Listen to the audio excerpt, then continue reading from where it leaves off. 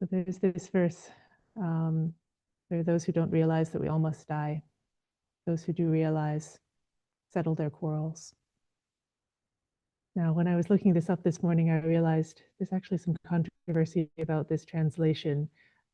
This is the one that I remembered that's very much stuck with me in my mind and in my heart about how we must all die and we should settle our quarrels. There is an alternative translation that some of the more recent translators are using now. It says, some people don't understand or realize that we should restrain ourselves. But for those who do understand, their conflict ceases. Conflicts are laid to rest. So I want to acknowledge that there is this thing about, does it mean death or does it mean restraint? But the meaning that I was thinking of when I looked this up this morning, and the meaning that about half the translators choose, and the meaning that I think is a very good one for our reflection on Death Awareness Month, is this one that if we really understood about death, we wouldn't let our conflicts continue. We would take care of them. We would clean them up. And what would be the purpose of that is so that we don't have regret. We don't regret when we're dying. We don't feel like there's something more that we could have done or should have done. That we live in a way that's clean and clear and complete. Yeah.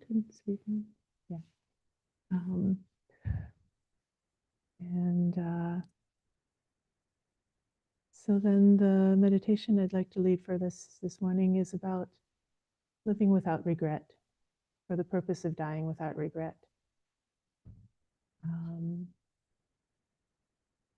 This, I think, is one of the greatest benefits of reflecting on death, is that we can come to this kind of life where we don't have to be sorry for what we did or didn't do. So, inviting you to begin meditation, to enter your meditation posture, if you're not already. Take a moment to settle in and be sitting in a way that's upright, balanced, relaxed.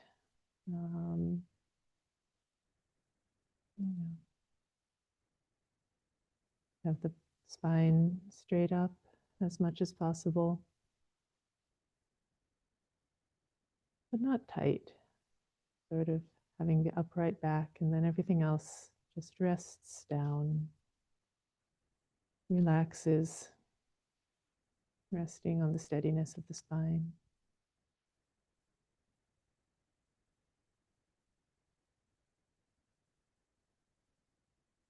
Sitting in a way that's good enough that you can hold for a little while.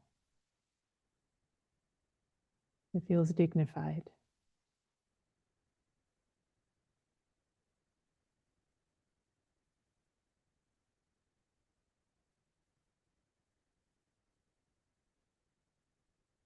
Settling into the body here.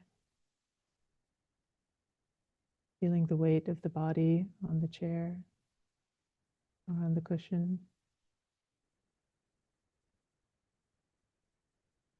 Feeling the contact between the earth of the body and the earth of the ground. The heaviness, the groundedness.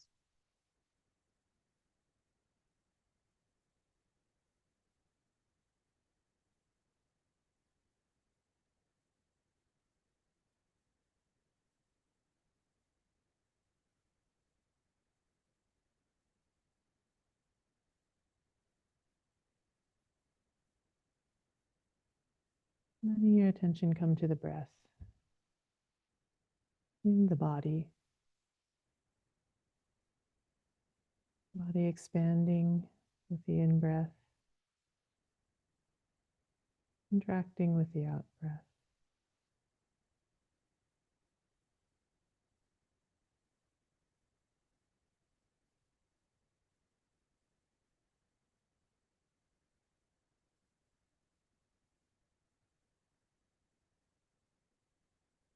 And you feel it most clearly at the nose, with cool air coming in,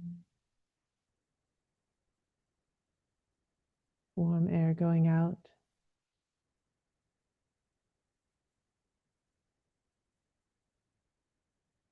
Or at the rise and fall of the chest.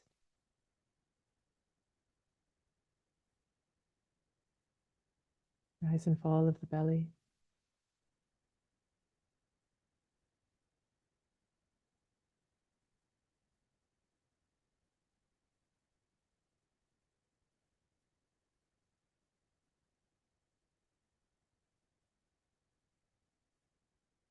And knowing with each breath, the entire body moves.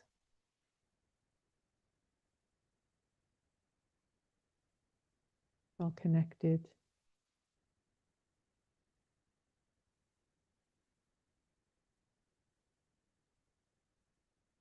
Moving with the flow, in, out.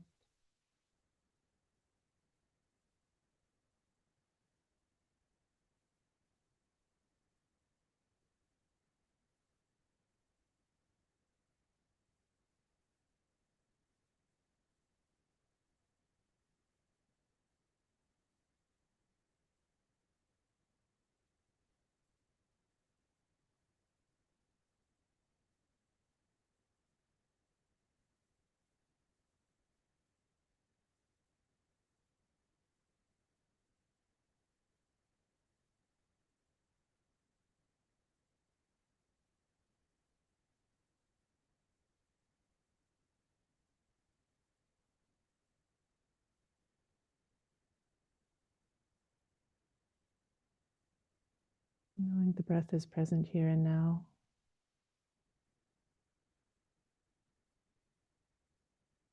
We also know that one day it will stop.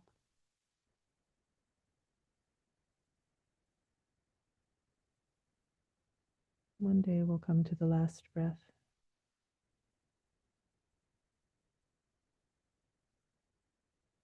Don't know when.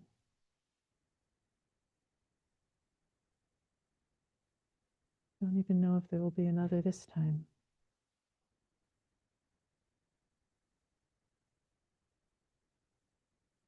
Could be a sudden accident, sudden illness.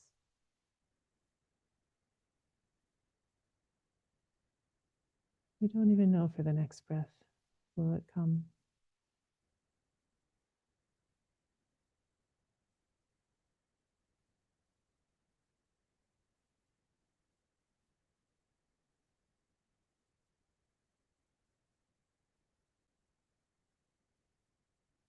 With each breath, as you breathe in, think this could be my last breath. And then as you breathe out, relax and let go.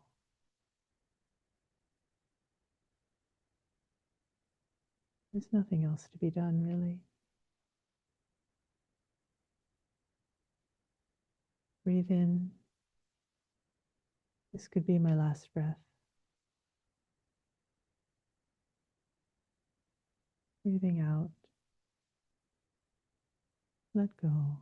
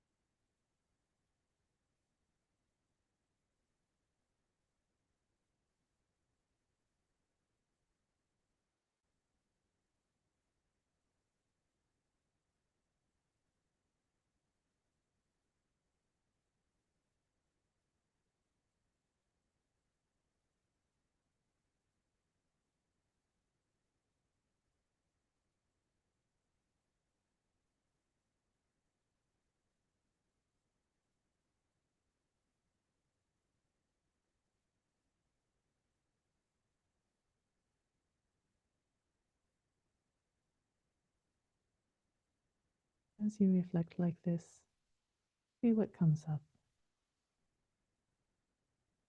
You reflect, this could be my last breath.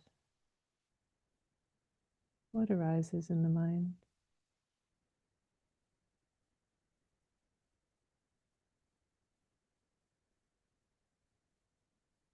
Is there some fear?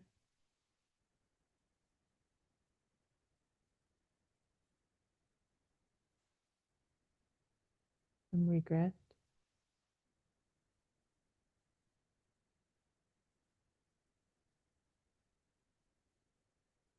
Something left undone, unsettled?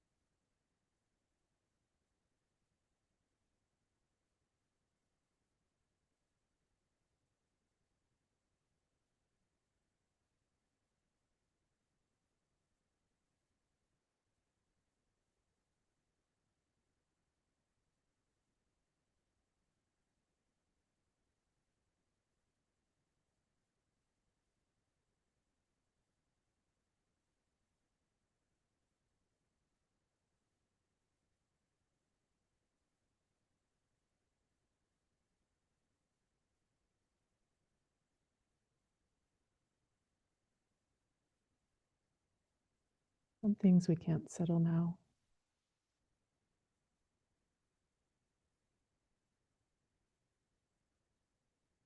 It's the time for meditation, not for going down the to-do list.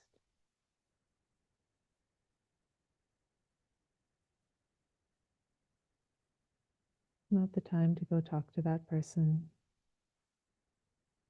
Not the time to make amends.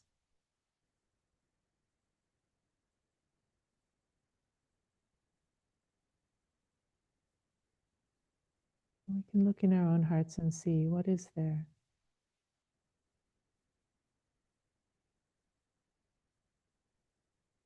When we think it could be our last breath, what is there that we still need to do?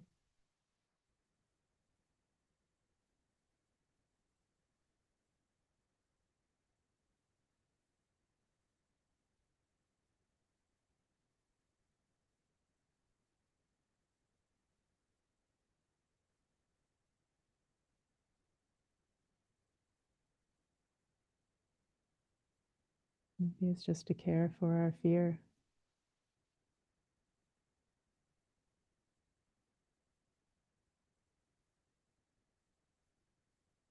Care for our anger.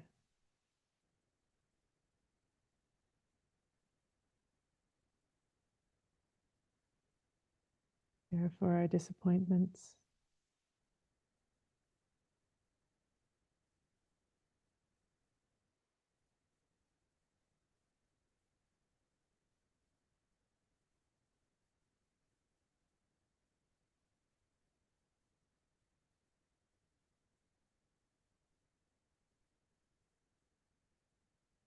See if we can let all those things go.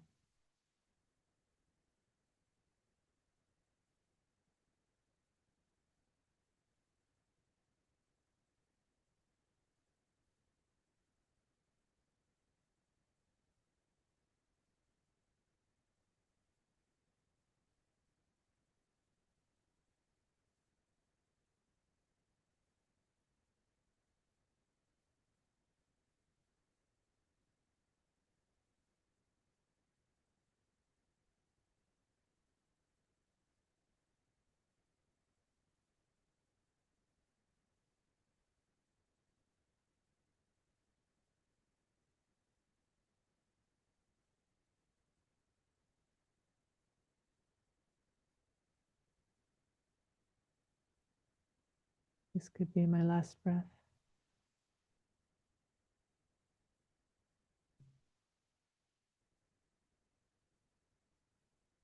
How can I show up for it? in the best possible way, right here and now.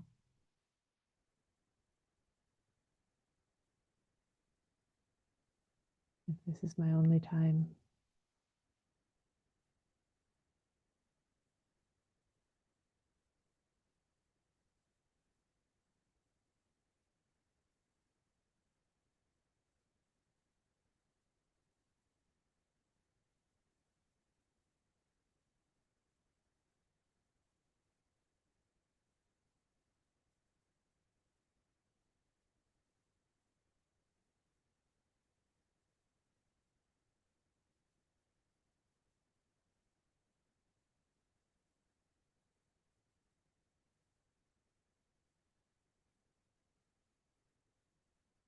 whatever arises in response to these questions,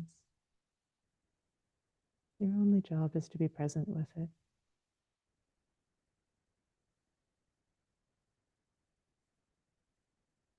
Know it as it is, with clarity, with kindness.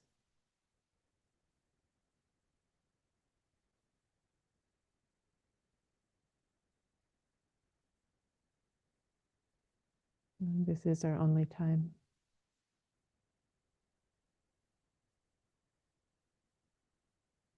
We can't undo the past. We don't know what will happen in the future, not even in the next breath.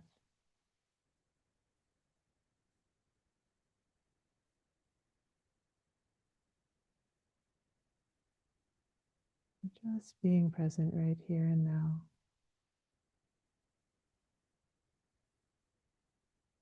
Alive to the moment, to the body and the mind.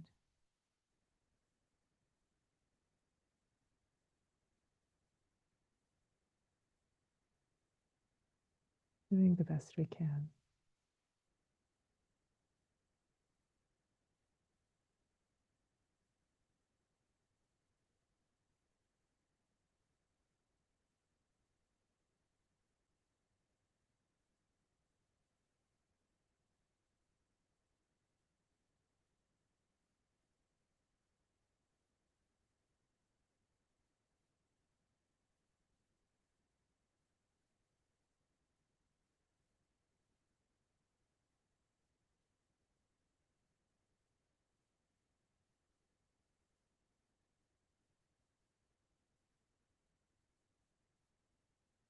I'll be quiet for a little while. I invite you to continue this reflection. Or at any time, just come back to the simplicity of breath. In and out.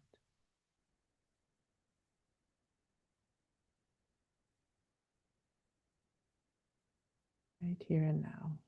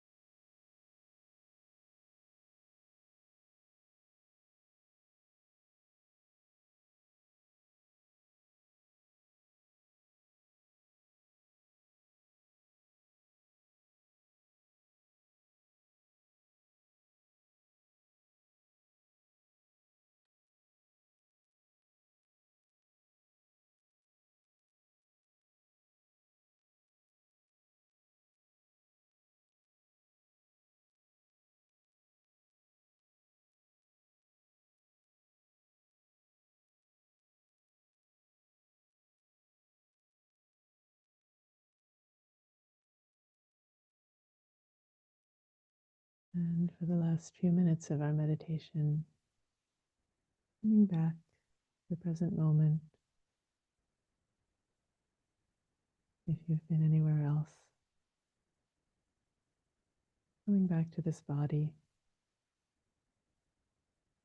seated on the cushion or the chair,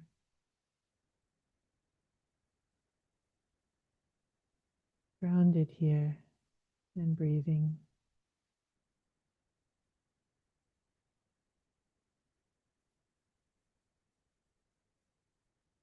Take a moment to check in if there's anything different in your experience now compared to when we started.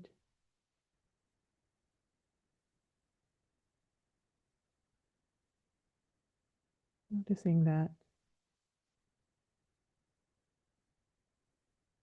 seeing if you can understand how it came to be.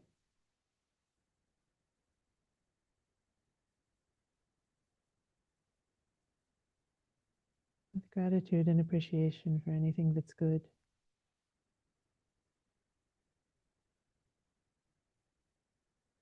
And with compassion for anything that's difficult.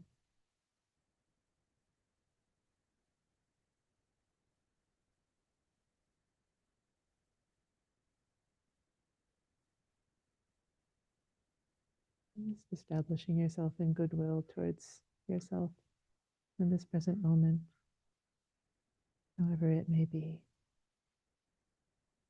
Knowing it's really the only time we have. Might as well meet it with goodwill.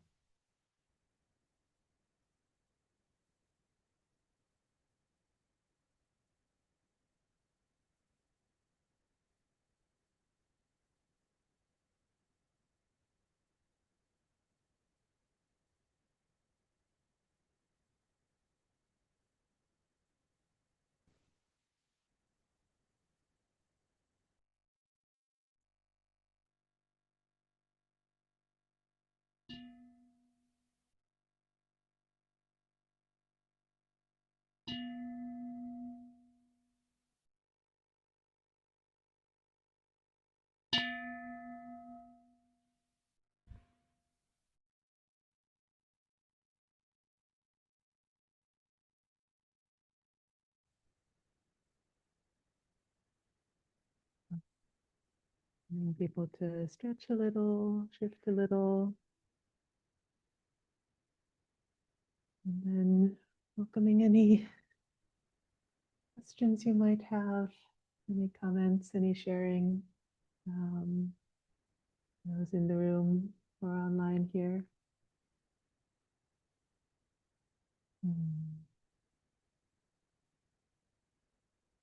Yes, Diana? Thank you, Aya. I when I was trying to get into the meditation, I kept getting an urge for a poem, and it's not long. If you don't mind if I read it, Okay, sure. it, Welcoming it, your it came poem. from it came from the things you were saying. Hmm. Regret. Some we can fix, some we cannot. So we must make peace and let go. Give loving kindness to myself. That we were doing the best we could at the time. It only hurts me to hang on, to free myself from the pins and needles that I poke myself with and realize that is unnecessary. Live free, breathe. Two, Thank you. two, two. It's a beautiful poem. Thank you very Thank much for you. sharing. Hmm. Yeah, I'm glad. Daniel. Thank you.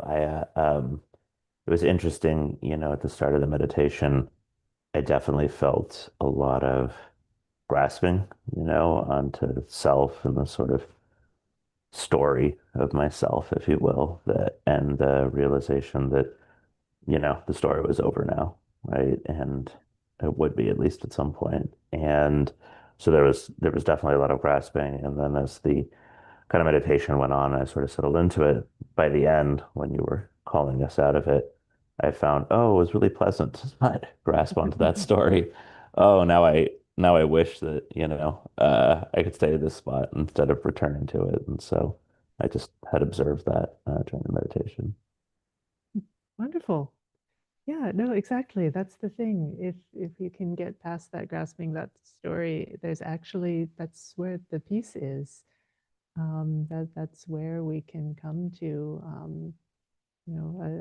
a better way of being, but we have to get through that fear and that grasping somehow. It's so strong. It's so normal um, to want to survive, to want to live, to want to be myself, be this, for this to continue. That's everything in our lives is pushing us towards that, but it's actually, yeah, what you said, it's peaceful. It's peaceful if you can come beyond that, and I'm glad that you had some taste of that. I think this is the thing, we get tastes of this sometimes, and that's what keeps us going on the path. Usually it doesn't last. um, we get back into our normal modes of being very quickly, but yeah, it's I've also experienced that from time to time, and it's very freeing, and it's sort of encouraging on the path when we can see that. So I'm glad for you, and thank you for sharing that. Anyone else? Anyone in the room?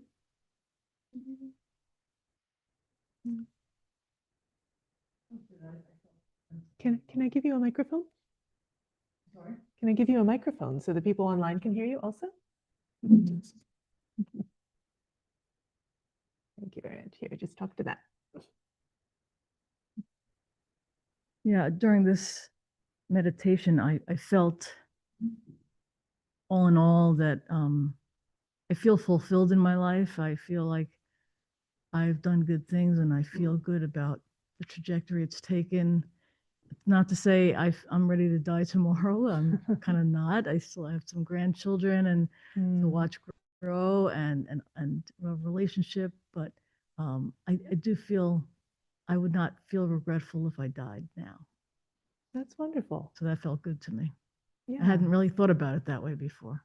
Oh, that's great. Yeah, if you want to keep it there in case anyone else wants to talk. What's that? You could keep the microphone there in case anyone else wants to say anything. But yeah, that's wonderful. If you can look at your life and say, I don't regret it.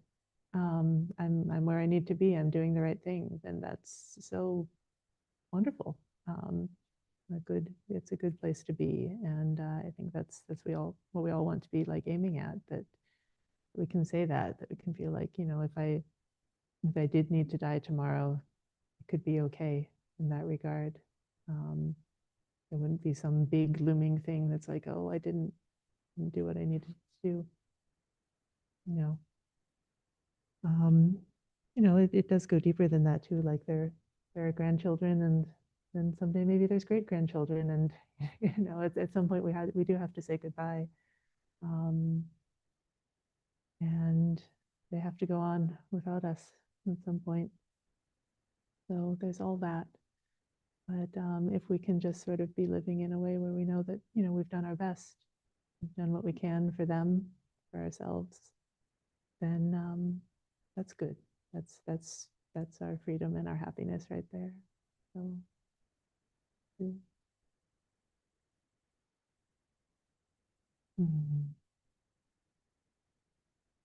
Anybody else?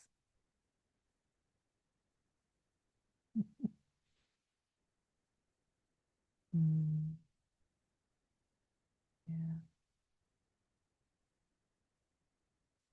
Wow. Yeah, for me, when I think of, dying tomorrow, it is just like I've said this before, it's the to-do list, right? I have the to-do list, the things that I'm responsible for, that I'm supposed to be taking care of, and that I have or haven't done. And like, okay, what would it be like if I died tomorrow, or even in the next breath, and then these things didn't happen, the things that are on my list, what then? And most of them aren't that important, really. They're not, nothing so terrible would happen if I didn't check everything off my to-do list. But what I do feel is that there's in me this sort of tension about it. It's like either, you know, maybe there's resentment about all the things on my to-do list. I don't want to have to do all those things, and or you know, fear. You know, there's this internal feeling about it, and it's like when I look at it, I feel like, okay, you know, that's the thing that I need to clean up. You know, the resistance, the resentment, the craving, the grasping. It's like I don't want to die with those things in my heart. That's not where I want to be if it's that moment when I'm passing away. I want to be clear. I want to be present. I want to be without those things. And so that's my reflection mostly. So then what can I be doing every moment to be cleaning up? You know, there's this thing called Swedish death cleaning. I don't know if it's one of those things that gets trendy or viral, various cleaning fads and so forth. And I like that concept, the idea that when you're cleaning, clean in such a way that if you did die, it would sort of be easy for whoever has to come and take care of your stuff. And have that in mind in the way that we live our daily lives, just to make it easy for ourselves and for others, that the things are clean and neat and tidy and put away. And so somehow doing all of that without starting to feel resentful about your to-do list. So coming back to that again, it's good to get the things in the world in order, and also good to get our hearts in order. And if you have to choose between them, then getting your heart in order is the first priority. So anyway, any further comment, question, sharing? Some of you have been with us throughout Death Awareness Month. We're coming now to the close. Any reflections on the month as a whole?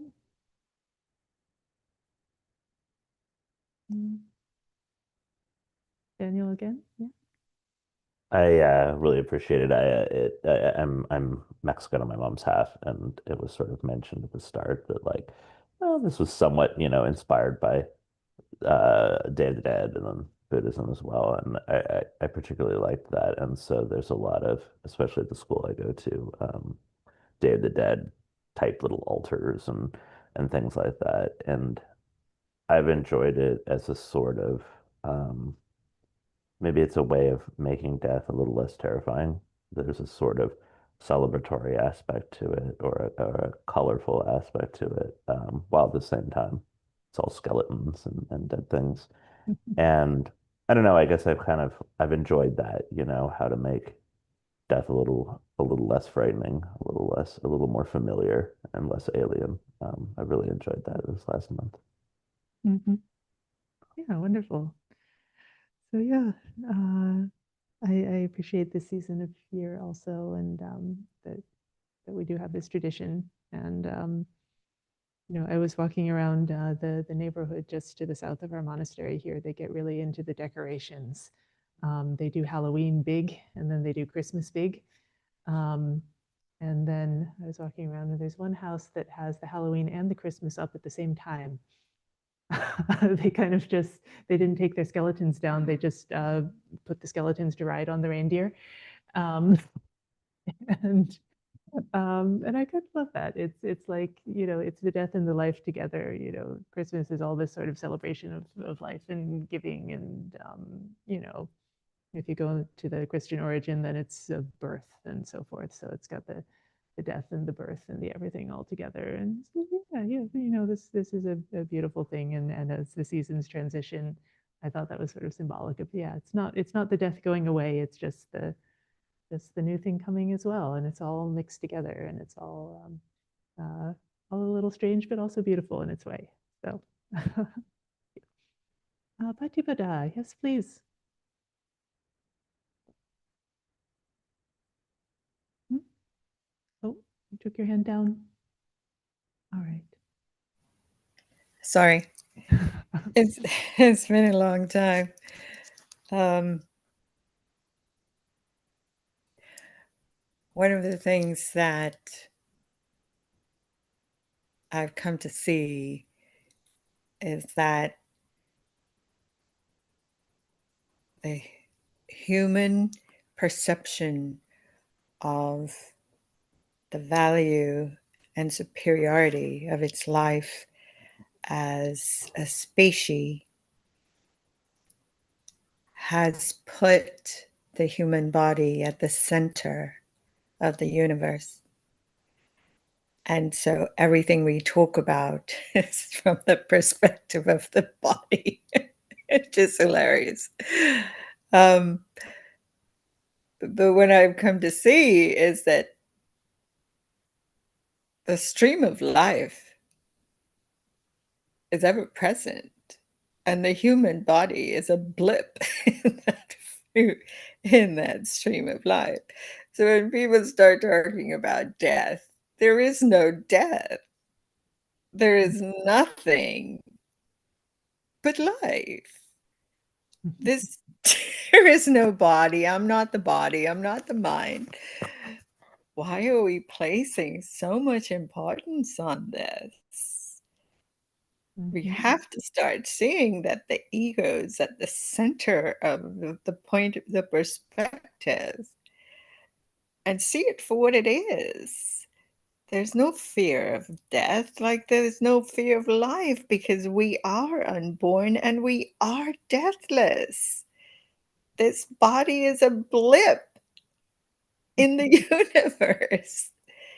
So all of the fears and the lies the mind tells us about creating fear in our life and uncertainty and regret, they're all just movies from past conditioned thinking. So we really need to stop creating this much suffering in ourselves and in the world. We really do. And the Buddha teaches us how. Absolutely. Yeah. Yes, he does. And that's the wonderful thing about the Buddha, is that he saw so clearly what our real problem is. And it's not the body and it's not death. The real problem is that we cause the suffering for ourselves. And the real wonderful thing is that we can learn to not do that anymore. And so all of this is pointed at that. All of this is pointed at being free from the suffering. And, but, starting where we are, knowing that we are attached to these bodies and these stories and all of that, and just sort of having the compassion for that on the way through also. Yeah, I can only imagine how much his heart hurt to see humanity doing this to itself. It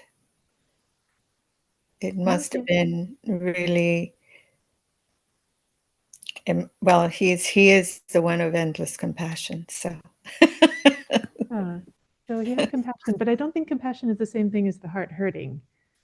The heart hurting is my way of looking at why we hold on to our past conditioning and these desires so tightly. That is where the word is coming from the personal experience, of course.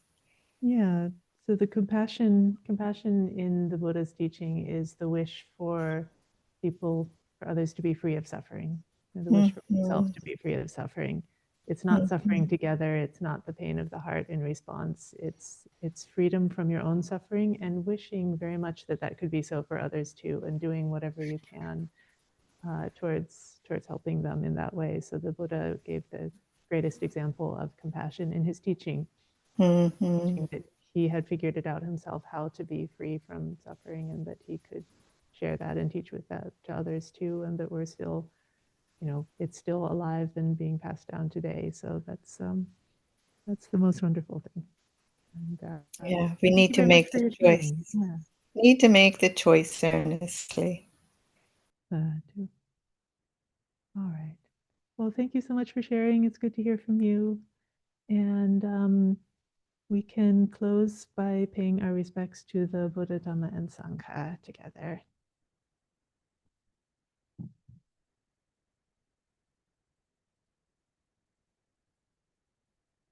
The Lord, the perfectly enlightened and blessed one, I render homage to the Buddha, the Blessed One.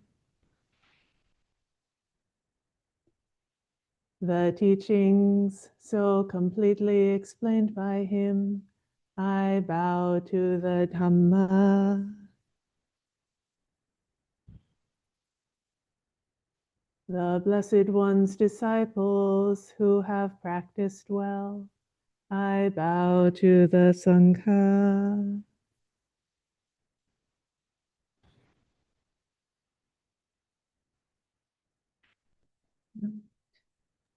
Thank you, Aya. Sadhu, sadhu, sadhu. Thank you, Aya.